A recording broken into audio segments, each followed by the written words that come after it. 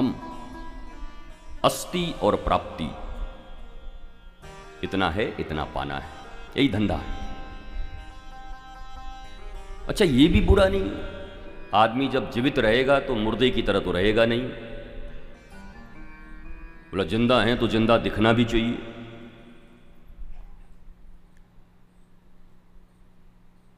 आपके प्रयास में कोई कमी नहीं है,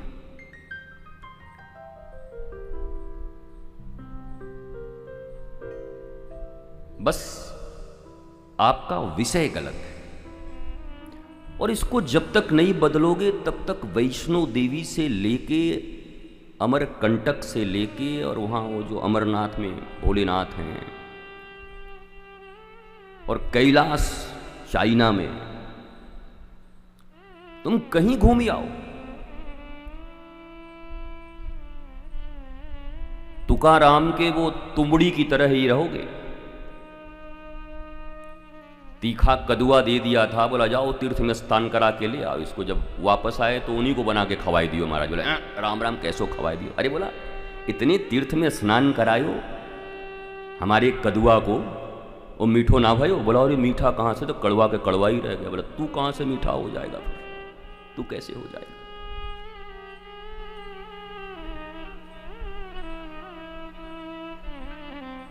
संत तुकाराम जी की याद आई तो उनकी एक बात और बड़ी अच्छी बात है, वो प्राज्ञ अपराध की बात करते हैं।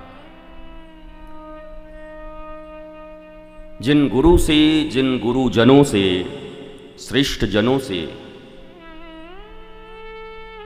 तुम्हें कुछ भी प्राप्त हुआ है और तुम उनका अगर उल्लेख नहीं करते, दबा देते हो बात को, तो ये प्राज्ञ अपराध है। कहते ये अपराध कभी वैष्णवता और भक्ति को सिद्ध नहीं होने देती। अब याद आई तो बोल दिया, आप लोगों से ऐसा होता हो तो ऐसा मत करना जीवन में, क्योंकि बहुत छोटी छोटी चीजें हैं जो अज्ञानता के कारण हमारे अनंत प्रयत्न के बाद भी हम भी घनचक्कर में पड़े रहते हैं कि मिल क्यों नहीं रहा है, कहां चूक रहे हैं, क्या मिसिंग है।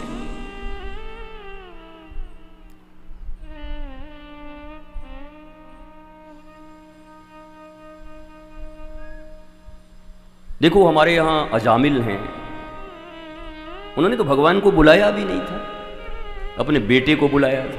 ओ नारायण, श्रीमद् रूप गोस्वामी इसको नामाभास कहते हैं। नामापराध, नामाभास और नाम संकीर्तन, तीन चीजें। ये नाम संकीर्तन नहीं था उनका, विष्णु को नहीं बुलाया, नारायण को नहीं बुलाया। उनके दिमागी मानचित्र में उनका पुत्र था और नाम भी उसका नारायण था। श्रीमद् भागवत ये बताती है कि अगर नामाभास के कारण भी कोई भगवान नाम ले ले, क्योंकि आज पहले अजामिल के बारे में ही शायद मुझे बोलना है, कल तो हमने सब बना दिया हलवा। वो इतनी जल्दी लंघन किया कि हनुमान जी क्या लांगे होंगे महाराज, जैसे कल लंघन हुआ है। अब हम पीछे हमारा चित्त जा रहा है घूम घूम के, इतने प्रसंग हैं, इतने प्रसंग हैं, पर हम सोच रहे हैं पीछे गए तो आज गड़बड़ हो जाए। और नहीं तो सती प्रसंग, देवहूति का इतना ही हुआ, कपिल देवहूति का इतना ही हुआ। आज पुरंजनोपाख्यान है जिस पर मैंने घंटों बोले, पर आज मैं उसको गोल कर दूंगा पूरा ही। ज्यादा कड़वा बात नहीं करना है और ज्यादा क्या बोलते जो बाउंसर निकल जाए ऊपर से। हाँ, पर आप लोग भी इतना याद रखना कि लडुआ मैं खिलाऊंगा पर गोली उगल मत देना, उसके भीतर जो कैप्सूल है उसको उगल मत देना। दृष्टांत सिर्फ इसलिए हैं कि तुम्हारी समझ में आ जाए, नहीं तो दृष्टांतों से शास्त्र का कोई लेना देना नहीं। श्रीमद् भागवत में मैंने पहले ही कहा कि भागवत की कोई कथा ही नहीं, दृष्टांत ही नहीं, सब अन्य शास्त्रों से लिए गए। भागवत के सिद्धांत को एस्टेब्लिश्ड करने के लिए आपके हृदय में, आपके जीवन में उन दृष्टांतों का सहारा लिया गया।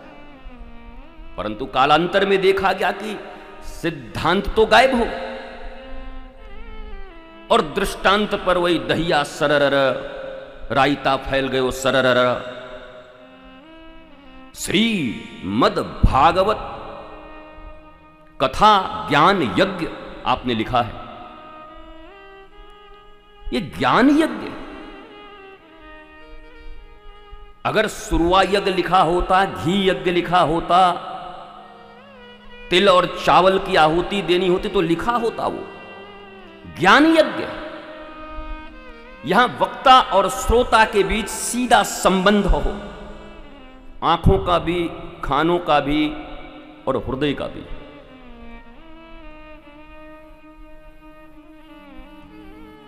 वो हमारी एक से एक श्रोता है। एक ने कहा गुरुजी हम तो महादेव हैं। बोला कैसे? बोला ना अंदर ले जाते हैं ना दिमाग में ले जाते हैं, आपकी बात को कंठ में रखते हैं हम कि वाह बेटा तो बहुत आगे जाए वो ब्रजभाषा में। बोला कंठ में रखता हूं, कहीं बोलना है तो फड़फड़ा के बोलता हूं आपकी बात, और लोग मुझे ही प्रणाम कर लेते हैं कि बहुत अच्छा। बोला लेकिन न यहां न यहां। अब बताओ क्या काम का है? यद्यपि हमारे यहां तो नामाभास से अजामिल ने जब नाम लिया तो नारायण ने उनको मुक्त कर दिया, वैकुंठ दे दिया। हमारे यहां तो कहा यह गया है कि मंदिर के शिखर के ऊपर लगे ध्वज का भी अगर कोई रोज दर्शन कर ले एक बार, गर्भगृह छोड़ दो जाने के लिए। शिखर में ध्वज लगाया ही इसलिए जाता है कि जो नहीं जा सकता दूर से ध्वज का दर्शन करता चला जाए। पर उस ध्वज की इतनी महिमा है कि किसी न किसी दिन तुम्हें खींच के मंदिर के अंदर में ले आएगा, और मंदिर के अंदर के गर्भगृह में जो भगवान मिलेंगे उनसे भी दुर्लभ वहां पर कोई और रहता है। आप कहोगे भगवान से भी कोई दुर्लभ है? भागवत जी कह रहे हैं दुर्लभो मानसो देहि देहि नाम क्षण भंगुर तत्रापि दुर्लभम मन्ये वैकुंठ प्रिय दर्शनम। वैकुंठ नाथ का दर्शन दुर्लभ नहीं है। श्रीमद् भागवत भगवान के दर्शन को दुर्लभ नहीं बता रही। श्रीमद् भागवत कहती है भगवान का दर्शन तो हो ही जाएगा, लेकिन अगर किसी भगवत भक्त, संत और गुरु का दर्शन जीवन में नहीं मिला तो तुम इस जीवन के श्रेष्ठतम पायदान पर पहुंचने से चूक जाओगे। पायदान का मेरा अर्थ कोई प्रतियोगिता नहीं, आनंद, आनंदम बुद्धिवर्धनाम। श्रीमन महाप्रभु चैतन्य महाप्रभु कहते हैं कि भगवतीय क्षेत्र में आनंद कैसा है? बोला जो प्रतिपल बढ़ता जाता है, और सांसारिक जगत में सुख कैसा है। एंड कल जो मैंने इकोनॉमिक्स का लॉ आपको बताया था, डिमिनिशिंग मार्जिनल यूटिलिटी, उसमें तो घटता ही जाता है, घटते ही जाता है, घटते ही जाता है।